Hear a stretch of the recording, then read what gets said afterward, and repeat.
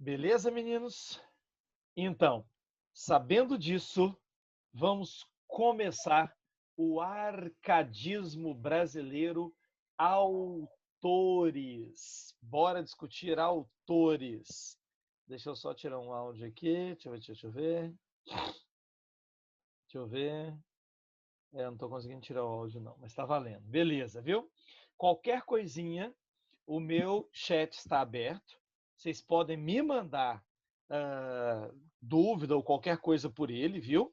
Ele vai estar aqui. Se precisou, é só falar comigo por aqui, que eu vou tirando sua dúvida, vou marcando aquilo que é importante. Vamos vendo tudo direitinho, ok? Pode me procurar aqui pelo chatzinho. Ou se você quiser, você pode liberar o seu áudio em alguma situação emergencial. Combinado? Vamos discutir os autores do arcadismo brasileiro. Se você estiver com a lista aí do lado, melhor ainda, viu? Deixa a sua listinha em algum lugar útil para nós, tá? Para a gente poder discutir isso daqui. Galera, é o seguinte: toda vez que nós vamos falar dos autores do arcadismo, a coisa mais importante que nós temos de nos lembrar é que nós estamos aqui analisando, nós estamos analisando um grupo de autores que viveram, que produziram ali entre pensando no Brasil, né? 1730, 1750, 1770. A data oficial é 1768. Então, ali na segunda metade do século XVIII até o início do século XIX. O grande referencial para nós desse período de produção são os autores de Minas, e nós já discutimos isso algumas vezes. Por quê? Porque a economia será deslocada para a região de Minas Gerais, e ao ser deslocada para a região de Minas Gerais, nós veremos ali o ciclo do ouro alimentando essas produções. Há uma diferença muito grande entre você nascer filho do ciclo da cana-de-açúcar e nascer filho do ciclo do ouro. Porque na cana-de-açúcar, o pai queria ter você do lado, porque o pai queria que você aprendesse como é que se trabalha a cana, como é que se trabalha a terra, como é que lida com o escravo, porque no dia que ele morresse, você iria continuar a produção. Imaginava-se que era uma produção ad eterno, né? Era eterna. No arcadismo, quando se move o ciclo da cana-de-açúcar para o ouro, todos que trabalhavam no ciclo do ouro naquela região de Minas Gerais sabiam muito bem que aquilo dali não era eterno, aquilo dali era finito. Era um ciclo que se esgotava. E se era um ciclo que se esgotava, é óbvio que eu precisava formar o meu filho, torná-lo um doutor, torná-lo uma pessoa importante, arrumar um bom cargo para ele, porque se amanhã ou depois eu perder o status que eu tenho, eu perder a grana que eu possuo, pronto, meu filho virou doutor e pronto, acabou, isso já basta. A ideia era essa. E é em torno disso que foi construída toda essa cultura do arcadismo. É uma cultura que vai valorizar, que vai potencializar os elementos vinculados a uma mínima formação intelectual. Tomás Antônio Gonzaga foi assim, Cláudio Manuel da Costa foi assim, Basílio da Gama foi assim, Silva Alvarenga foi assim, Alvarenga Peixoto foi assim, Frei de Santa Rita Durão foi assim. Todos os autores brasileiros ou portugueses, e se portugueses saíram de Portugal muito pequenininho para vir para o Brasil, que viram na educação uma forma de ascensão social. E era algo não da escolha do menino, mas era algo, obviamente, imposto pelos pais. Era algo definido pela família. Por isso, gente, na última aula, nós fechamos a aula falando sobre um cara chamado Tomás Antônio Gonzaga. E esse mesmo Tomás Antônio Gonzaga é quem agora nós já vamos começar discutindo. É quem nós já vamos começar analisando. Ó, vocês devem se lembrar disso daqui. Cadê? Ô, filhote, vem cá, nego. Cadê você, Tomás Antônio? Eita, engoliu o Tomás Antônio aqui. Aí, Tomás Antônio Gonzaga. Eu contei para vocês a historinha dele rapidinho. Lembra disso? Ó, quer ver? Tomás Antônio Gonzaga vem para o Brasil bem pequenininho, menos de um aninho, ou pouco mais de um aninho, bem pequenininho mesmo. E quando ele vem para aqui, os pais dele eram ricos, obviamente, né? Na adolescência, ele vai estudar no Rio de Janeiro. Ele era de Minas, né? Vai para Minas Gerais. Na adolescência, vai estar no Rio de Janeiro. Do Rio de Janeiro, vai para Portugal. Em Portugal, ele vai estudar direito. Volta de lá, doutor em direito. Volta de lá, não doutor em direito, doutor, né? Como era chamado qualquer um que se formasse em direito. Volta de lá, doutor. Vai assumir a jurisdição de Vila Rica, a famosa Vila Rica, que é a região de mineração realmente no Brasil. E quando ele assume aquela região, ele, com 37 anos, se apaixona por uma menina de 14 anos. Lembrou da historinha? Ah, legal. Só que o namoro não engata por aí. Ele só vai começar quando ela já tinha 17 anos e ele, portanto, 40 anos. Ele é o famoso autor de Marília de Dirceu, que nós lemos esse primeiro trecho aqui a semana passada, ó. Lembrou? Quando eu disse para vocês sobre os valores de Marília de Dirceu. Eu te falei que Marília de Dirceu era dividido em 3 partes. Primeira parte ele escreveu enquanto ele estava noivo dela e quando ele foi preso por conta da Inconfidência Mineira. Segunda parte, ele escreveu já na cadeia em Minas Gerais e quando ele foi transferido para o Rio de Janeiro. E lá ele fica 3 anos preso no Rio de Janeiro. E a terceira parte, quando ele vai para a África, para o exílio. E aí no exílio ele termina a terceira parte, das 3 de Marília de Dirceu, e se torna uma das obras mais belas do arcadismo. Por que ela é tão bela? Porque existe o pastoralismo. Por exemplo, quando ele diz ali, ó, que não é qualquer vaqueiro, mas que, portanto, é um vaqueiro. Quando ele diz aqui embaixo sobre as ovelhinhas que tiram o leite. Quando ele fala sobre a exaltação da natureza, onde ele deixa claro que vai viver do vinho, dos legumes, da fruta, do azeite. Quando ele escreve o Carpe Diem, o aproveite o dia, onde ele propõe a ela viver o instante, o momento, e não mais nada além desse instante. Você tem aqui o Fugere Urben, quando ele deixa claro para nós que o espaço principal é o espaço da fazenda, é o espaço da natureza. Quando eu digo fazenda, apenas por semelhança de lugar, viu? Mas, na verdade, estamos falando aqui de uma natureza idílica, de uma natureza impossível de se alcançar. Apenas se projeta naquele espaço. Lembra? É uma natureza completamente platonizada, idealizada, uma natureza mitológica. Então, ele escreve tudo isso com muito vigor, com muita beleza. Todas as características do arcadismo estão aqui, ó, presentes para nós. Você tem o uso de pseudônimo, porque o nome dela não é Marília, é Maria Doroteia. Você tem o convencionalismo amoroso, porque ele vai fazer a corte a ela quando ele a chama de minha estrela. Ele delicadamente diz que ela é aquela criatura que ilumina a sua noite escura, ela é aquela que o conduz na treva. Lembra de tudo isso? Pois é. Só que agora eu preciso te lembrar de um outro fator, que é esse daqui, meninos. Ó, para tudo e presta atenção que eu vou te mostrar agora. Tomás Antônio Gonzaga tem 2 tipos de poesia. Ele tem as poesias líricas e ele tem a poesia satírica. Ele tem essas 2 formas poéticas. Professor, o Cláudio Manuel também vai ter esse mesmo modelo? Não, Cláudio Manuel é uma outra pegada, tem uma outra perspectiva, tem um outro contexto.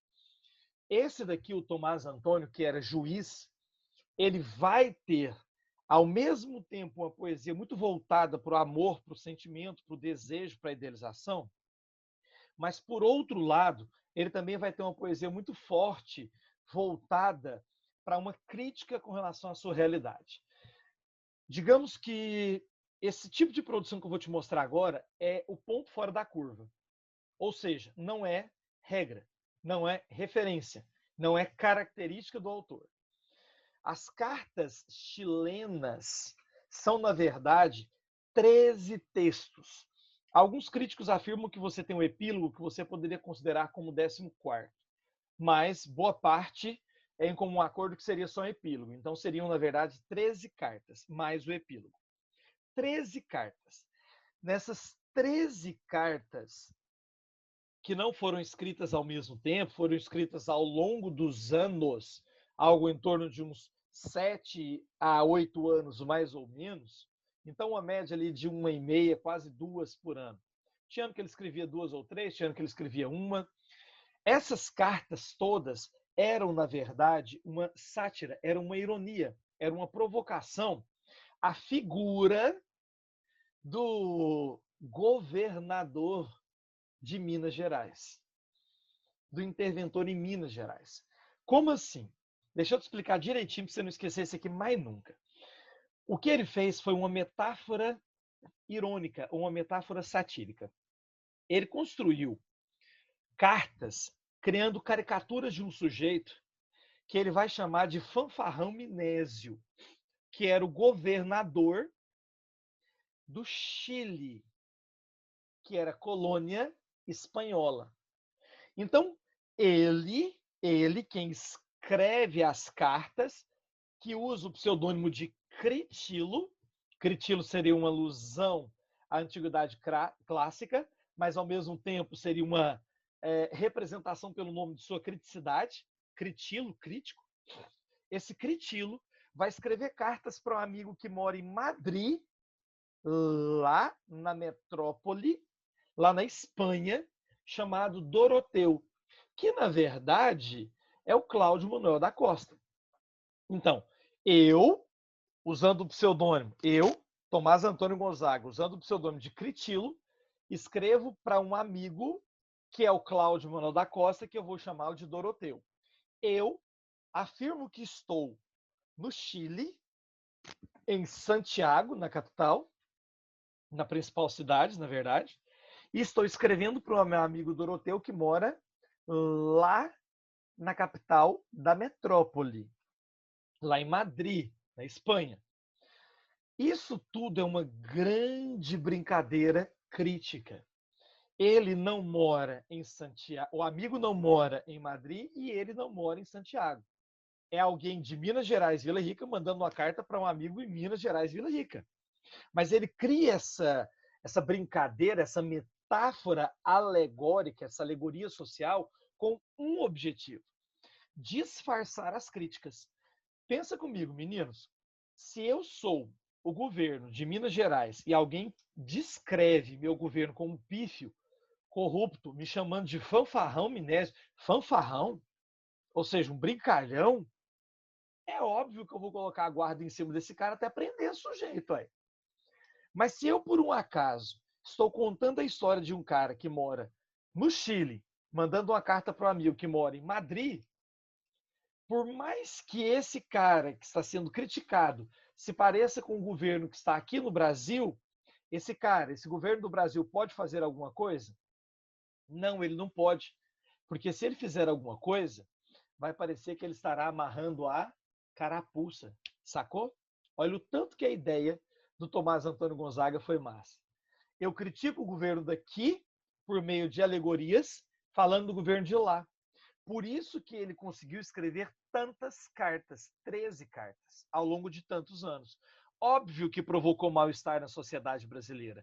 Óbvio que provocou mal-estar com o governante brasileiro, com o governador Luiz Cunha Menezes. É lógico, mas ele não podia atacar quem produziu as cartas ou pesquisar e punir quem as produziu diretamente, porque senão ele estaria assinando um atestado de incompetência, se assumindo, se aceitando na figura do fanfarrão Minésio, que nos textos está muito claro que não era o governador daqui, era o governador do Chile. Viu a alegoria como foi construída? Como ela foi representada? Então, os textos que vocês estão vendo aqui, ó, os fragmentos que eu separei para vocês, são fragmentos que dialogam nesse contexto, que falam sobre essa realidade. Quer ver? Vamos pegar aqui na segunda parte só um trecho para você ter noção disso. Olha só. Tem pesado semblante, a cor é baça. Aqui é uma descrição do fanfarrão Minésio. O corpo de estatura um tanto esbelta, feições compridas e olhaduras feias. Tem grossas sobrancelhas, testa curta, nariz direito e grande. Fala pouco em rouco, baixo som de mau falsete. Olha as brincadeirinhas, as cutucadinhas, as alfinetadazinhas. Fala rouco, baixo som de mau falsete. Sem ser velho, já tem cabelo russo, já tem cabelo basé, cabelo meio branco, meio vermelho. E cobre este defeito e fria calva a força de polvilho que lhe deita. Ele é meio calvo e não assume a calvície, então ele tenta jogar o cabelinho para baixo assim e bate um tipo de polvilho, segundo ele. Olha a desconstrução, olha a caricaturização do sujeito. Ainda me parece que o estou vendo no gordo, rocinante, escarranchado, uma alusão e outra ironia à figura de Don Quixote de La Mancha, né? Então, um sujeito louco, doido, as longas calças pelo embigo atadas, amarelo colete e, sobretudo, vestida uma vermelha e justa farda. Eu peguei um trechinho no início da primeira carta, só para você entender a descrição, a caricaturização e a desconstrução do sujeito. Você entendeu? Aí a Thalita me perguntou aqui, ó, essa sátira, ela é Árcade ou trovadora? Porque no trovadorismo, escárnio também tem disso. Sim, perfeito, meu bem. O trovadorismo também trabalha com a ideia de escárnio. O problema é que a gente sempre associa ao trovadorismo toda situação em que tenha satirização, né? Só que não é um texto que dialoga com o trovadorismo diretamente. Pode dialogar indiretamente pelo tipo de texto, por ser uma sátira, por ser uma ironia, por criar uma caricatura, por produzir uma alegoria social, entendeu? Dialoga com a ideia que nós vimos lá atrás, mas ela não é, em sua natureza, trovadoresca. Dialoga com a ideia de satirização, mas não é. O grande lance é o seguinte: vocês sempre verão sátiras ao longo das escolas literárias. No romantismo, apesar de toda aquela beleza, você vai ter sátira também. No realismo, apesar do desmascaramento, haverá sátira. No modernismo, nossa, você verá sátira o tempo todo do Mário, do Oswald, na segunda fase do modernismo. Então, sátira não é um privilégio de uma única escola literária. Por isso que quando ela aparece, a gente sempre associa com outras escolas. Porque sátira, no fundo, é apenas um estilo de texto.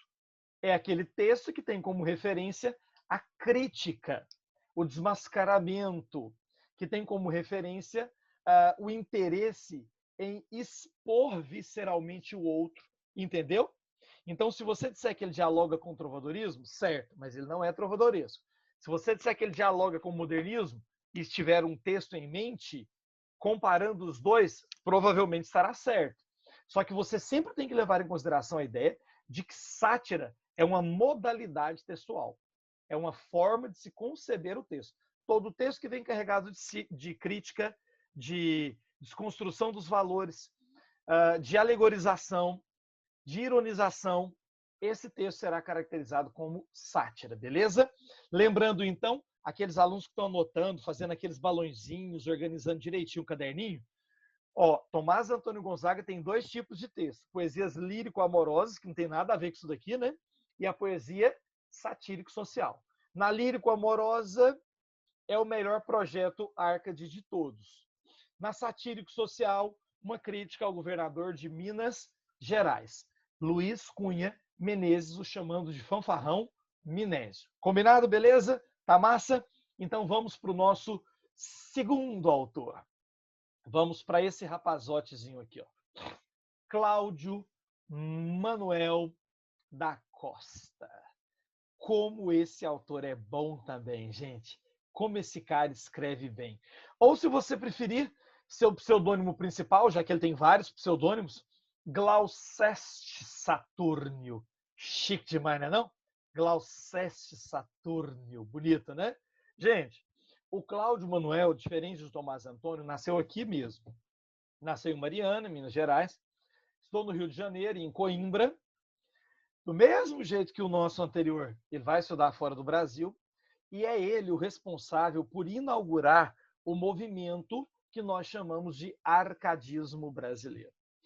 É dele a publicação de um livro chamado Obras. E Obras, publicado em 1768, é o que inaugura o arcadismo brasileiro. Professor, ele é tão bom quanto o Tomás Antônio? Ele é melhor ou ele é inferior? É difícil você mensurar quem é maior ou quem é menor nesse contexto. O Tomás Antônio é o mais popular, isso não se discute. Marílio de Dirceu popularizou e o eternizou na literatura. Isso aí é básico mesmo. O Cláudio Manuel da Costa, ele tinha um ponto positivo que também era seu ponto negativo. Qual? O Cláudio Manuel da Costa, ele era muito, mas muito intelectualizado. Portanto, ele tinha uma linguagem mais bem trabalhada que a dos outros. Professor, mas o arcadismo não valoriza a linguagem simples? Aham, exatamente. O detalhe do Cláudio Manuel da Costa é que o Cláudio é, na nossa literatura brasileira, o autor que melhor se aproxima ou imita os valores camonianos. Então, nós sempre dizemos que o Cláudio Manuel da Costa é um autor camoniano. O que significa isso? Significa que ele é fissurado em métrica, em rima, em soneto. Vocês se lembram que o poema que nós acabamos de fazer, os dois, né? Do Tomás Antônio Gonzaga, nenhum deles era soneto. Ele também trabalha soneto, mas nenhum deles era soneto. Ele trabalhava outras formas mais livres, mais simples. O Cláudio Manuel tem uma predileção exagerada pelo sonetinho mesmo. 2 quartetos, 2 terceiros. Por quê? Porque era o estilo produzido por Camões. Então ele era apaixonado no estilo camoniano. Por isso, ele apresentava em seus textos esse caráter filosófico. O que seria o caráter filosófico em sua essência? Não é tornar o texto difícil, é produzir uma reflexão mais profunda em torno do texto. E, professores, para mim é sinônimo de difícil. Cara, e na verdade não é. Você vai ver que ele é muito mais fácil.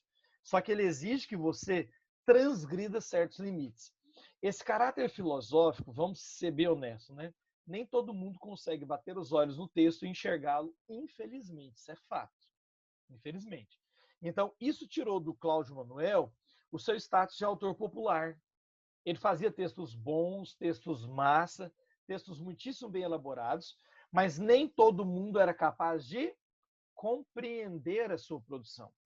E se nem todo mundo era capaz de compreender a sua produção, ele acaba não fazendo o sucesso que os outros faziam. Cláudio Manuel da Costa era uma mente tão brilhante que ele também participou da Inconfidência Mineira, né? Quase todos esses autores participaram da Inconfidência Mineira, os autores do arcadismo.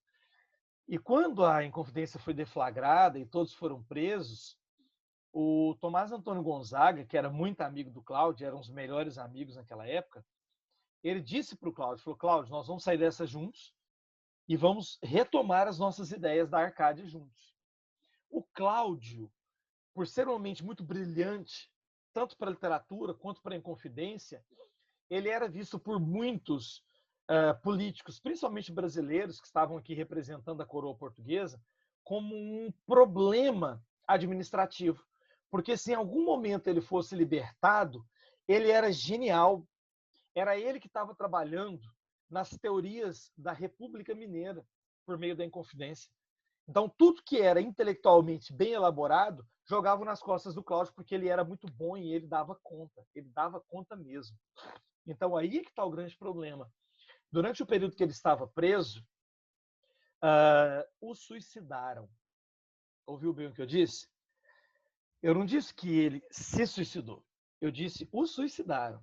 É apenas uma maneira sutil de afirmar que o mataram. E por que nós temos certeza que o mataram? Ele foi encontrado enforcado em sua cela. E aí vocês se lembram de uma cena durante a ditadura militar que também foi eternizada como símbolo de o suicidar, né, e não de se suicidar, que é do jornalista, que também foi encontrado enforcado. Ele foi encontrado enforcado em sua cela, lá no final do século XVIII, e o que era curioso, o que chamava atenção, é que ele estava com os joelhos dobrados. Ninguém comete suicídio dobrando os joelhos, ficando pendurado, sempre que você poderia ficar de pé. A agonia da morte não permite que você não se levante. Você vai se levantar por instinto. Isso é natural. É muito difícil não acontecer. E outro fator que nos leva a acreditar que sim, o mataram, por isso que a gente ironicamente disse que o suicidaram, é que os sinos das igrejas de Vila Rica tocaram o dia todo. Tá, e o que isso tem a ver? A Igreja Católica acredita que o suicida não é merecedor no reino dos céus. Porque quando ele comete suicídio, ele está matando o corpo e a alma. Então, se a igreja ou se as igrejas badalaram os sinos o dia todo, o que simbolicamente para a igreja significa badalar os sinos? Alertar os anjos, alertar a Deus, proclamar cânticos, dizendo que uma alma boa está chegando no céu. Então, se os sinos tocaram o dia todo, é porque eles estavam dizendo que sim, que aquela alma iria para o céu, que aquela alma não teria, portanto, cometido suicídio. É muito massa analisar isso daqui, galera, muito legal. Quer ver? Olha o tanto que o texto dele é bom, olha o tanto que o texto dele é bem escrito. Olha isso aqui. Vamos para esse poeminha. Soneto. Viu? É um soneto mesmo, 2 quartetos, 2 tercetos, viu? Agora olha aqui, ó. Natureza, cuidara, criara, dureza. Viu o esquema de rimas? A, B, B, A. Viu só? Rimas opostas ou interpoladas. Será que tem métrica? Destes penhascos fez a natureza. Viu? Temos sim. Nós temos 10 sílabas poéticas. A gente sempre para na última sílaba tônica, lembrou? Então, meninos, sabendo disso, vamos para o texto. Ó. Destes penhascos fez a natureza o berço em que nasci. Ele está dizendo que nasceu da natureza. Olha a ideia do arcadismo, ele é filho da natureza.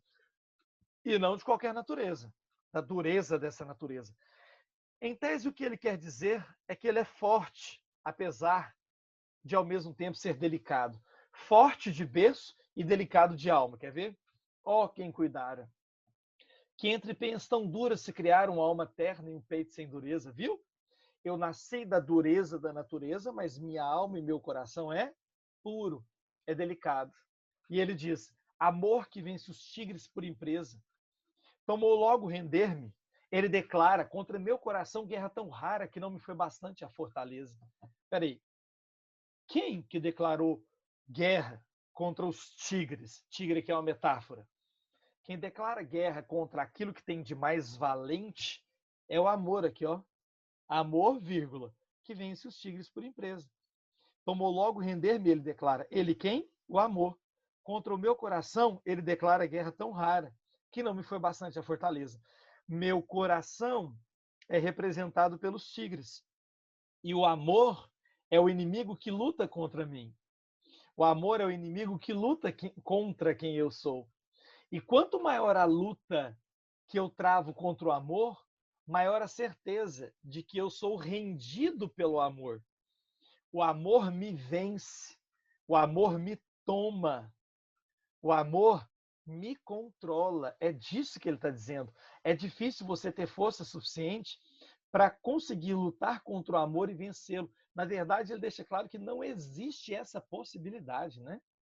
Por mais que eu mesmo conhecesse o dano a que dava ocasião minha brandura, nunca pude fugir ao cego engano.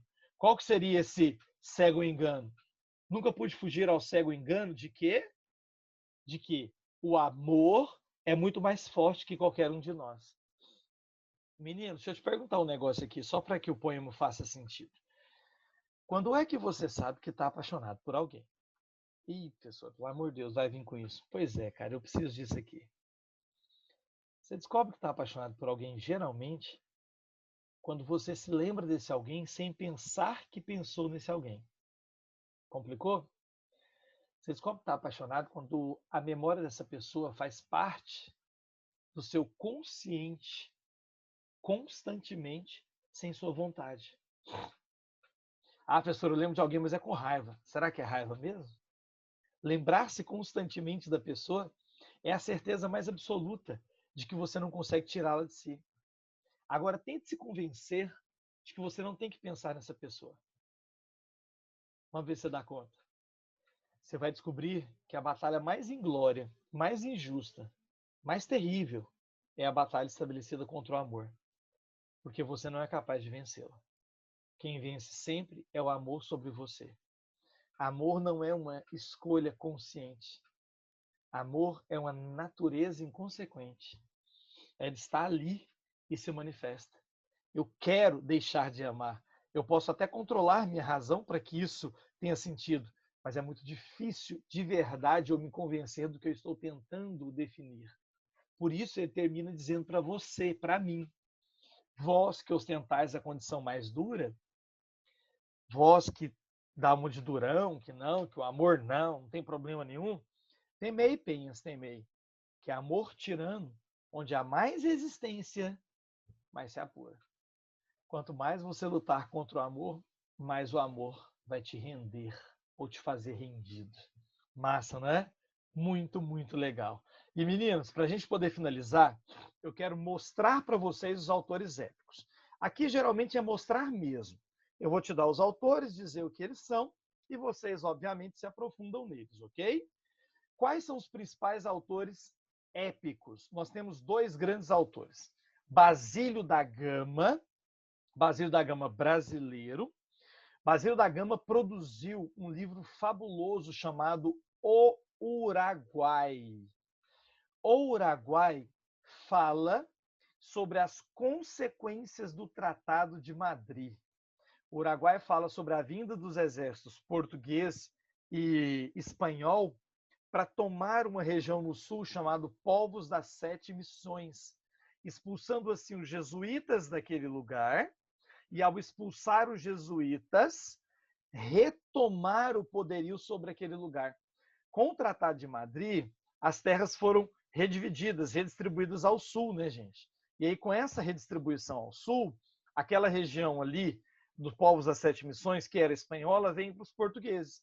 Então, era preciso tirar os jesuítas, Marquês de Pombal já havia definido isso lá atrás, expulsá-los daquela região para tornar o território realmente um território português e livre da presença dos jesuítas. Tudo isso se constrói em torno de uma história de amor entre Lindóia e Cacambo. O líder jesuíta queria casar Lindóia com o filho dele. Poxa, mas jesuíta tem filho? Nesse caso, sim, porque a intenção da obra é desconstruir a figura dos jesuítas, né? Então, inclusive, filhos eles terão. E aí o Balda, que era o chefe dos jesuítas, queria casá-la com Baldeta. E por isso matou o homem de Lindóia, o noivo de Lindóia, o Cacambo, mata envenenado. E Lindóia não aceita se casar com Baldeta e foge para a floresta. Quando o irmão dela vai atrás, encontra ela caída no chão. E quando a encontra caída, é essa cena, é essa pintura belíssima, ela está com a cobra envolta ao seu corpo. Vocês estão vendo, ó? Aí o irmão se vê obrigado, ela está inconsciente, ele não sabe se está dormindo, se está desmaiada, se foi picada. Ele se vê obrigado a jogar uma flecha e consegue acertar a cabeça da serpente, aqui a cabeça cravada na árvore, tá vendo? Quando ele pega a irmã nos braços, ela está morta, mas há um sorriso em seu rosto, o que prova, portanto, a felicidade de, ao morrer, encontrar o homem que ela amava. Olha a natureza, olha a beleza da natureza. No caso dos autores épicos, há uma pequena diferença para os outros. Qual a diferença? Os autores épicos, eles vão descrever uma natureza mais abrasileirada e eles vão introduzir a figura dos índios, estão vendo? Por isso que alguns críticos afirmam que os autores épicos do arcadismo já estão caminhando para o romantismo. Não se assuste se você ler alguma obra, inclusive as listas ou os livros, e eles disserem que os autores épicos do arcadismo são pré-românticos. Sim, porque eles já estão introduzindo símbolos também do romantismo, como a natureza mais abrasileirada e a mulher brasileira, tá? E para finalizar, Frei de Santa Rita Durão. Frei de Santa Rita Durão escreve uma obra sobre um brasileiro, na verdade um português náufrago no litoral brasileiro, que é a sua famosa história Caramuru, que foi adaptada para o cinema com a obra, com o filme, né? Caramuru, a Invenção do Brasil. É baseado, mas é uma inspiração livre, tá? Na obra Caramuru. A obra Caramuru é muito mais séria, porque ela é épica, né? Ela exalta alguém ou alguma coisa. No cinema, foi muito mais um humor leve, descontraído, mas muito bem feito. Aqui, o que se percebe claramente em Caramuru é o destaque, a relação estabelecida entre Dom Diogo Álvares Correia e as duas filhas do chefe, Moema e Paraguaçu. Só que ele se vê obrigado a levar apenas uma delas com ele para a Europa. E aí, quando ele se vê obrigado a ir, ele leva Paraguaçu quando ele volta para a Europa. e Moema se lança no mar. Olha essa imagem. E acaba morrendo. Você tem também, pelo Vitor Meirelles, uma imagem belíssima de Moema morta. Ela morre no mar porque ela queria ir com a irmã e o amado, já que as duas ficavam com ele, queria ir para a Europa. Massa, não é? Se aprofundem nesse conteúdo, meninos. Se dediquem a isso. Espero que vocês estudem bastante isso daqui. Qualquer dúvida, podem me procurar, @professor Flávio Brito, lá no direct, no Instagram.